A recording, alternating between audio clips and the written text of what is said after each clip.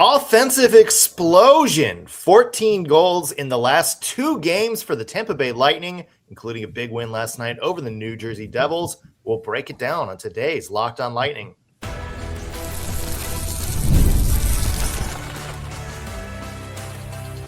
Your Locked On Lightning, your daily podcast on the Tampa Bay Lightning. Part of the Locked On Podcast Network. Your team every day. Thank you for making Locked On Lightning your first listen of the day. Every single day, we are your free daily Tampa Bay Lightning podcast, part of the Locked On Podcast Network, now the #1 sports podcast network. As always, we want to begin this Friday show by giving a shout out to our everydayers. Those of you who tune into every single show, every single day, we love you and we appreciate the support you give us week in and week out. I'm Nick Morgan, and I am joined by the Tristan Jarry to my Stuart Skinner, Greg Stephen. And Greg, you certainly nailed the over last night. I'm kind of on fire the last couple of games. Yeah. But yeah, no. How about, 14 goals in the last 2 games after being shut out twice? Yeah. Insane. Yeah, wild win for the Bolts last night. We both, because I think you picked, who did you pick? You picked Hagel for your goal pick, right? I did, yeah. And I picked Darren Raddysh. Yeah. And they both scored. We're hitting everything right now. Yeah. I missed, I think I went the under, but yeah, combined, we're doing pretty good on these predictions here lately. Pretty hard to miss when there's 8 goals. Yeah. Well, the Bolts alone would have hit the over. So yeah. Good stuff there. As you might have guessed, Bolts 8-4 win over the New Jersey Devils last night. We'll highlight some of the big moments and plus minus from that game, and also what is going on with the offense. Go from back-to-back shutouts to 14 goals in the last 2 games. We'll see what they've been doing different, and it's not all great news for the Tampa Bay Lightning fan base this morning, at least to a very vocal majority. Stadium Series jersey is out, and people got some big feels about this one. I think that's probably the polite way to say it. What do we think about the Stadium Series jersey? A lot to get to on today's show. Before we get started, do want to mention today's episode brought to you by FanDuel. If you want to be right in the middle of the action this season, visit FanDuel.com and place your NFL live bets all season long. All right, Greg. 8-4 win last night for the Tampa Bay Lightning over the New Jersey Devils on the road. If you're a fan of nonstop action, this was certainly the game for you. Oh yeah, it was riveting from the get-go. Yeah, a couple of key moments here instead of a full recap, because if we tried to recap this whole thing, it would take 30 minutes because there's that. Yep. That went on. But some big notes here are the Lightning, 4 goals in the first period. They were up 4-1 after one. Greg, you love to see them get off to that strong start. Oh, yeah, absolutely. Finally, to see them play like a strong first period in the last 3 games is excellent. Yeah. There's a lot to break down over the next little bit, though. Obviously, they went up 5-1 at the start of the second period. We're 6-2 after the end of the second period. And then it felt like maybe they took the foot off the gas a little bit, even though they did score 2 goals again in the third period. It did feel like the Devils pushed back a little bit. And you also had John Cooper in the post game kind of talk about that third period where it's like, look, even though we scored 2 goals in the third, 8 goals overall, it did feel like we kind of let the Devils back in it, and we sort of needed those extra goals at the end to really put a stamp on this. Yeah. Which is fair, Greg, because you did want to see the Lightning finish strong. And look, it was never in doubt in that third period. Like, I think we all knew, even as the Devils cut it to 6-2 and then 7-3, it never. I think it was maybe. Am I flipping the last 2? No, it was 7-4. It was 6-3, yeah, at one point. It was 6-3 and then 7-4. And even when that happened, it's like, yeah, it's still kind of game over. Right. It never felt like it was going to be a twist, but to John Cooper's point, you did want to see them maybe finish on a little bit of a stronger note.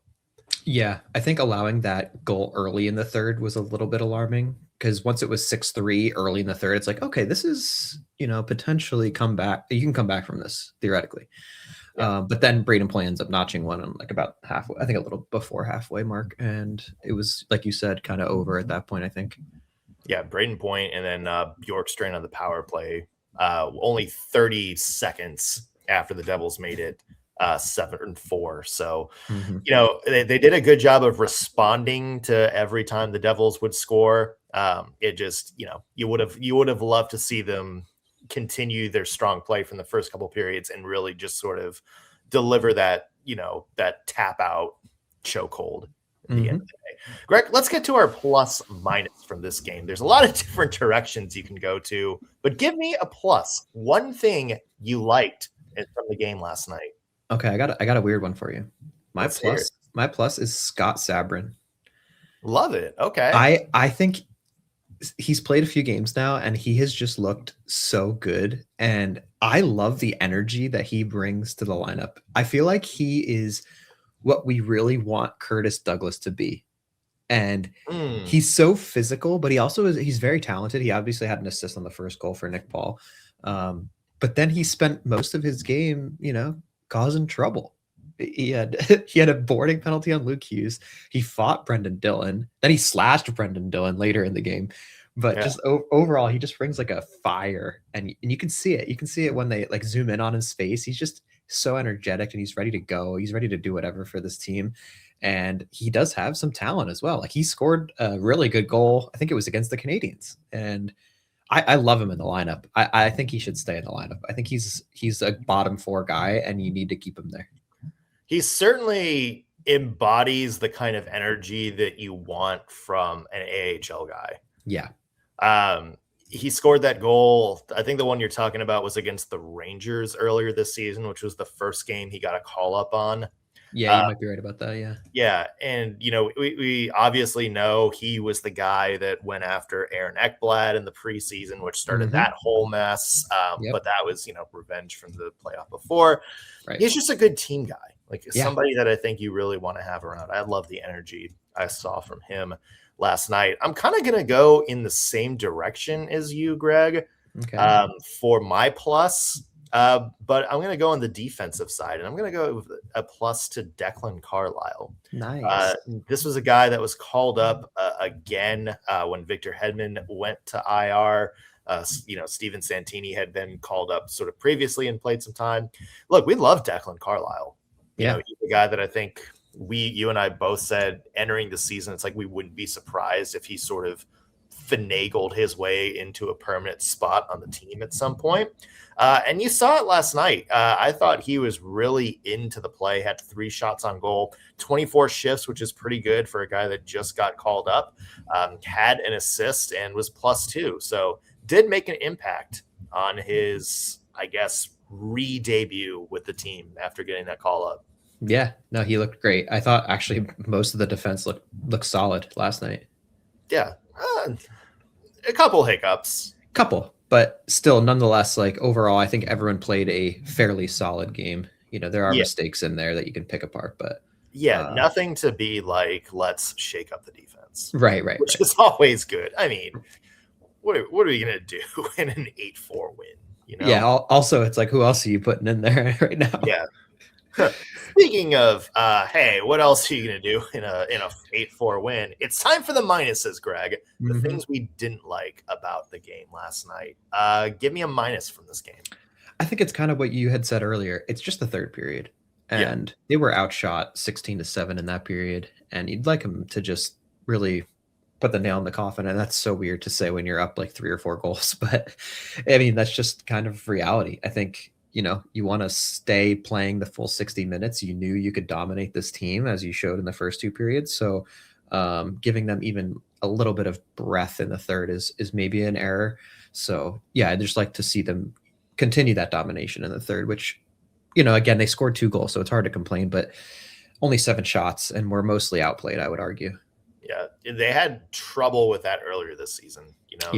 That Ottawa season opener, the debut, big lead and sort of given up, and there's a couple other games like that at certain points this season. So obviously yesterday you scored enough that it didn't really become a factor, and you kind of love the way they responded. But I'm with you. I'd have loved to see maybe a little bit of a tighter defense, some tighter play at the end here. Greg, I'm going to go with team budgeting as my minus. Okay. 14 goals in the last 2 games and none in the 2 before that. You couldn't spread out some of this offense a little bit? Yeah, a couple of these goals would have been useful 2 games ago. Did you forget you had some goals in the arsenal here if you're the Tampa Bay Lightning? They approach these last 2 games with the energy of somebody approaching the year end at his job and realizing he has like a month of PTO saved up. So it's just like, okay, sure, I'll just use all of my goals for these last 2 games here. No, I'm being nitpicky. We did talk about, I think, like the one minus of the game. There's not much to nitpick here, people. It's 8-4. Really? Yeah. And even JoJo played well despite letting in 4. I thought, he still played well. He stopped 33 shots. Yeah, I don't think there's any way that you could look at any of the goals he scored and be like, oh yeah, JoJo's fault. Yeah, completely agree. Especially like the Jesper Bratt goal. He had like a little breakaway on the power play. Like, what's he gonna do? That was pretty sick. It was. Greg, I would love to talk more about the offense over the last couple of games. What has changed? Because as we mentioned, shut out in 2 games, and then all of a sudden the offense comes to life. We'll look at some of the players, not necessarily just the big guns, making it happen these past couple games. Plus, let's talk about the Stadium Series jersey.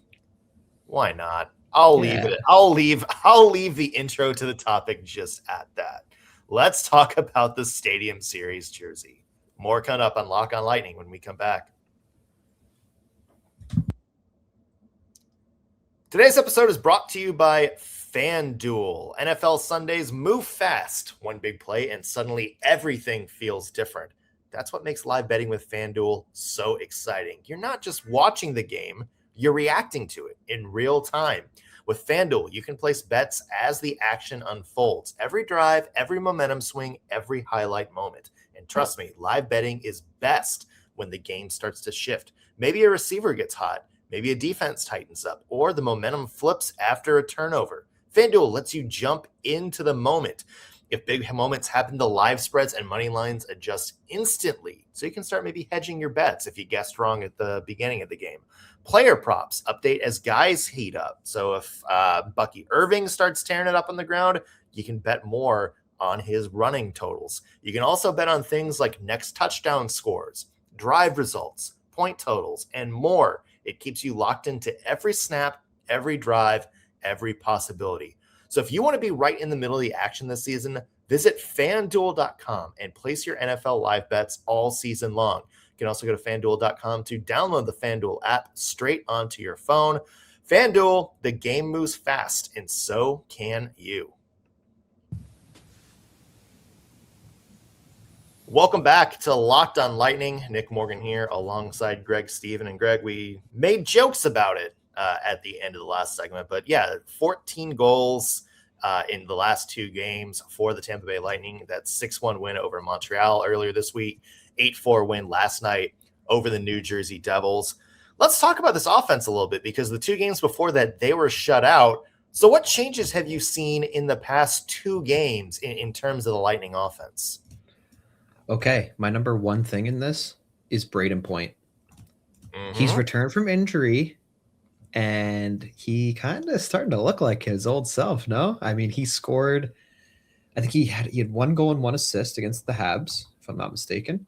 And then last night, he had 1 goal and 1 assist again. 1 goal and 1 assist, yeah. So he's looking alive right now. He's connecting with Cooch pretty well, and I know we're not going to dwell on the superstars too much, but we have been talking about Braden Point struggling this season. So I think it's important to recognize the fact that his game looks to be turning around, which is going to be critical for the Lightning down the stretch and in the playoffs. We need him to be alive.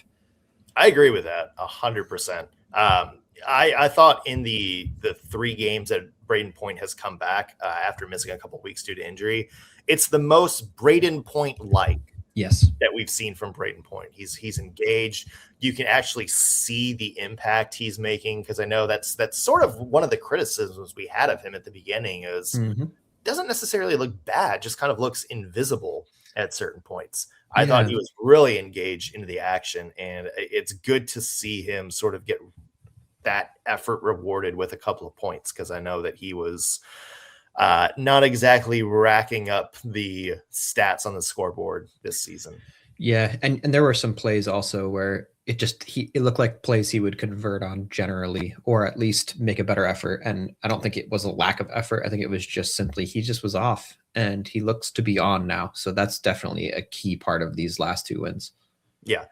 I think for me too, another big point is that, obviously the other superstars are heating up. Nikita Kucherov had 4 points last night. Jake Gensel had 3.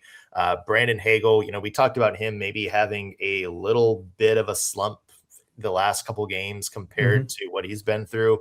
He's now got goals in back-to-back, but I want to go a little bit further down, and I'm seeing better finishing and playmaking from some of the depth guys that we've wanted to see more from this season. We talked a lot about Oliver Bjorkstrand and how big of a trade that was at the end of last year to get him back. The numbers just weren't really there for him this season.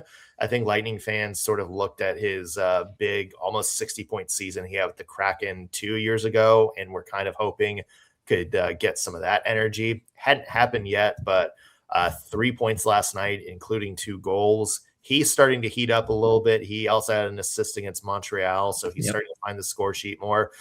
Even a guy like Pontus Holmberg, who scored a goal last night, he's now got goals in back-to-back games. And you love to see the Lightning big guns like Gensel, Kucherov, Cirelli, Hagel, Braden Point. You love to see those guys get on the scoreboard. But especially as you head towards the postseason, you're going to need to start having your depth guys not just play well, but get some results on the scoreboard as well. And I think we've seen that from a lot of different depth players these past couple games.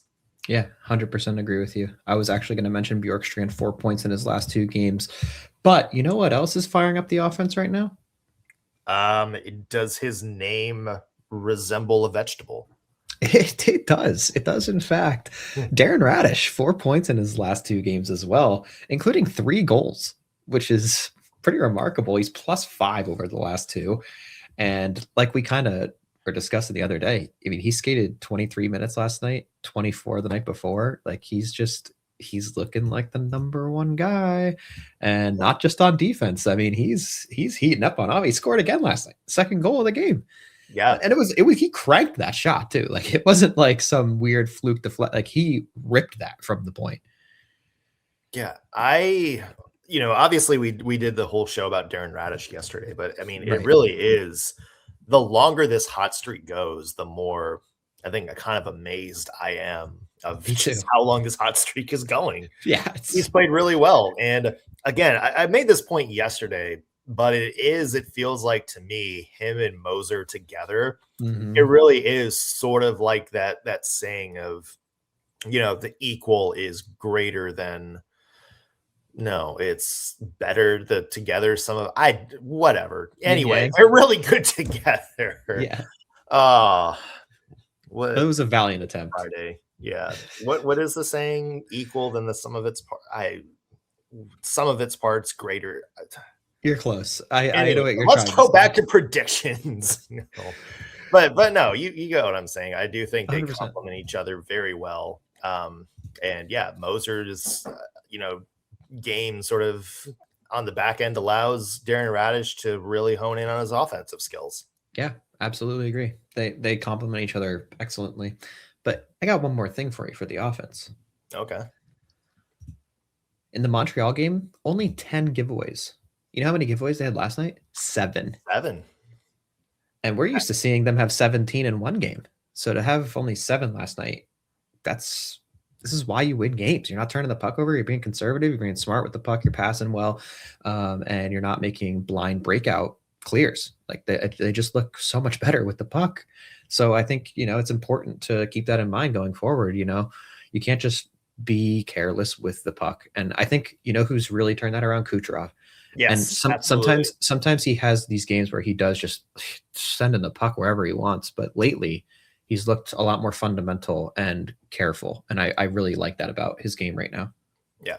I mean, to hone in on your point, you can't score if you don't have the puck. Right. Exactly. And so the other team will if you give it to them. Yeah, as we've seen this year. But no, I think for as good of a puck possession team as the Lightning have been, I think cleaning that up has been the key to getting some of that sustained pressure that we've wanted to see, especially on the power play. Point out they were 2 for 3 last night. So Power play is also, after a little bit of a slow stretch, heating up. A lot of positivity around the Tampa Bay Lightning right now, Greg.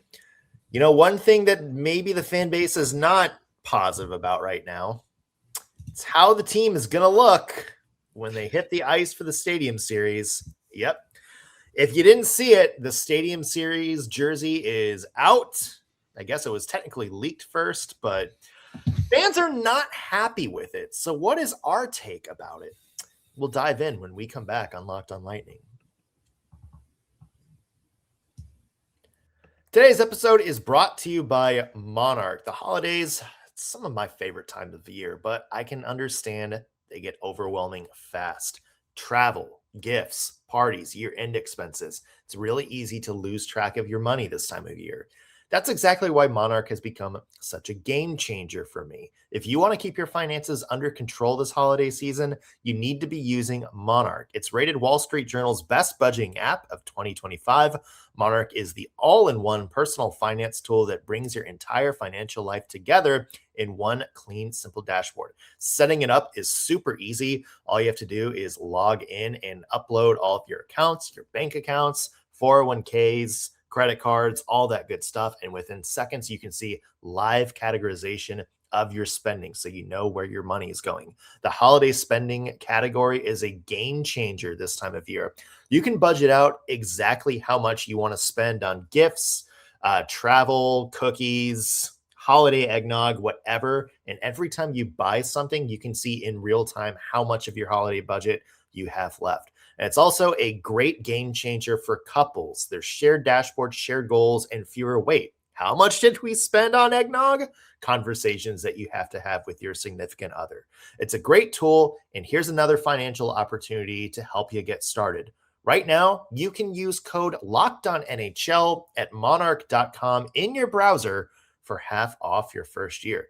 Again, that is 50% off your first year at monarch.com using code LOCKEDONNHL. So check it out and get your finances in order. We're back on Locked on Lightning. Nick Morgan here alongside Greg Steven. And Greg, let's get to the spicy bits of Lightning news today. Yeah. It's holiday season, so why not talk about some ugly sweaters? Stadium Series jersey is out. The Tampa Bay Lightning released it yesterday after it was initially leaked a little bit earlier in the day. Mm-hmm. Fans aren't happy about it, Greg. Yeah. Okay. I don't even know where to start with this. Yeah. Let me just ask. Okay. What do you think about it? Okay, at first I was kind of like, meh. But now that I've lived with it for the last 24 hours, I actually really like it. Is that weird? No. I don't. Maybe this is the take. I'm not going down and saying this is like the best jersey I've ever seen. No. But it's also not the worst jersey I've ever seen. No. And I think there are really subtle pieces of it that are actually really cool. Like if you zoom in on the lettering on the chest, it has like the little lightning streaks through the letters. I really like that. Tiny little element, but it's so cool. I'll give you my only complaint about the jersey. Okay. And it's that on the elbow ditches, like in the elbow crease, those like blue panels. They kind of have those deep into the elbow crease. Oh yeah. They have those little like blue panels, those light blue panels, and they have like maybe those like skull engravings, sort of. You see that? Yeah. I wish those were like colored or something because I feel like those parts look a little bit plain. But outside of that, I feel like this jersey is really nice. I actually really like it. I'm gonna buy one. I like it too. Like, and I love sort of the dark blue, sky blue combination. Yeah. Um, I don't know. Like, I went through this a couple times when I was covering the Preds, and they had first the Stadium Series against Dallas, or they had the Winter Classic against Dallas, and then the Stadium Series against us. And I remember, like, the fan base scored a scene, and it's like, what is this? Yeah. What, like, this isn't kind of what we were expecting. I think that's just maybe sort of how fan bases react when they see stuff like this. Like, they get sort of an idea in their head. The fan boards have like the mock-ups and be like, this is really cool. They should do something like that. And then they don't, it doesn't look like that. And they're like, this sucks. It's kind of like watching a TV show where your fan theory is maybe a little bit different than what actually happens. And instead of being like, that wasn't what I thought was going to happen, it's this writing sucks. Yeah. I kind of feel like that with the jerseys is once I think we take a deep breath and look at it, it's not that bad. It's not the best jersey I've ever seen, but it's also far from the worst Winter Classic jersey we've seen, or Stadium Series, outdoor, whatever. We've seen so many worse than that over even just the last like 4 years. Yeah, I completely agree. I like it. Like, I'm not even like this is an okay jersey. If I had to give it a score out of 10, I think I'd give it an 8. Okay. Is that too high? I would say 7. I'll give it a 7. I was teetering between 7 and 8. Yeah. I like it more, like I said, like, I think it's simple, but I also kind of like the simplicity of it. I love the pirate skull jersey, or like the logo throughout, like the shoulder patch, and then like the skull, as you mentioned, in the sleeve. I'm with you. I wish they would have done something a little bit more to make it stand out, but I don't know, part of me makes it look a little bit too busy. I don't know, like, I need to consult with my graphic design fiance after the show and kind of get her take on it, and I'll report back. I don't know, it's fine. I like it. I think maybe I like the font too. Yeah. I also think maybe contributing to this a little bit, Greg, is that we knew a while ago that this was going to be Gasparilla themed. Right. And I feel like people were kind of expecting maybe a little bit more pirate energy. Fair. Yeah, it's understandable. But you have to remember, it's a winter game. And I know I'm in Florida, but like, it has like a snowy Christmas vibe almost, Yeah. Here's $1 million question for you. Okay. What do you think is the worst jersey in Lightning history? Oh man, I have to pull them up. Let's see. Let me ask you this. I can hear you typing. What did you think of? Because normally I ask this question and people say right away, it's like, it's the one with the thunderstorm on it. That's. I always kind of like that one. I always thought really I was gonna say I actually don't dislike that one that much necessarily. I know. I'm in my head trying to go through.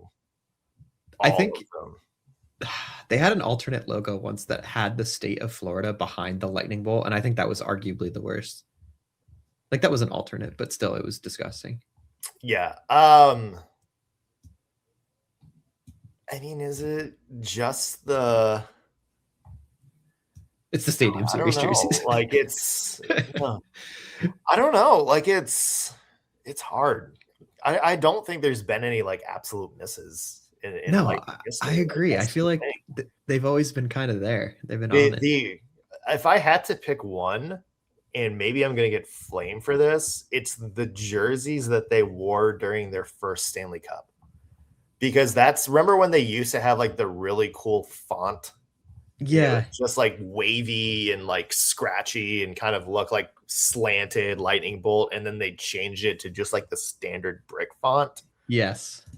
Maybe that's it. Also, like when they went to Reebok, that rebrand didn't look great. So maybe one of those two.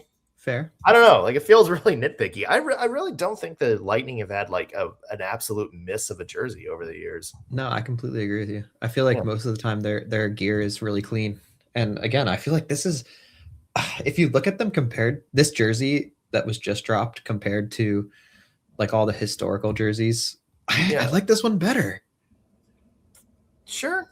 You Do you like it? Do you like it more or less than the Stadium Series jersey they wore in Nashville a couple of years ago? Oh, I can't even remember what that looks like. Should I pull it up real quick? It was just like this, but it was like white with bolts on it. I don't know. I thought that looked cool. I'm looking it up. Let me see. Yeah, I'm doing the same thing, and neither of the reverse retros that they wore looked bad. I know people are gonna hate the white version of the Thunderstorm jersey. I thought that looks cool. I thought their first reverse retro looked fine. I think this. Greg. No, it's not. But this jersey's better than the other one. Okay, for sure. No, I agree. In my mind, I agree with that. Yeah. All right. Well, it's also a home. It's also a home game, so I feel like they had to go a little more in this time. Yeah. I will say compared to the Bruins jerseys, because the Bruins released their Stadium Series jerseys for the game, those look pretty sick. Yeah, they do. Those do look really sick. They do. Hey, it's going to be a fun outdoor game regardless. Obviously, the first one that the Lightning have hosted, it's going to be a big crowd. And look, the Lightning can show up wearing flannel shirts and blue jeans and play with lumberjack helmets. We're going to be there and we're going to love it. So, I got my tickets. I'm ready to go. There we go. Excited for it. Obviously, a lot of hockey to get to before then. Lightning have a big week coming up before the holidays. For us, if you guys want to keep tabs on us, make sure you're following us on social media. We're Locked On Lightning, Instagram, TikTok, pretty much wherever you scroll. Also, be sure to hit that subscribe button, however you're listening, whether you're watching us on YouTube or tuning in on your favorite podcasting platform. Not only helps us out with numbers, but lets you guys know when we have brand new content for you. That's going to do it for us on today's Locked On Lightning. Thanks for making us your first listen of the day. We will be back Monday with new episodes. We'll see you then.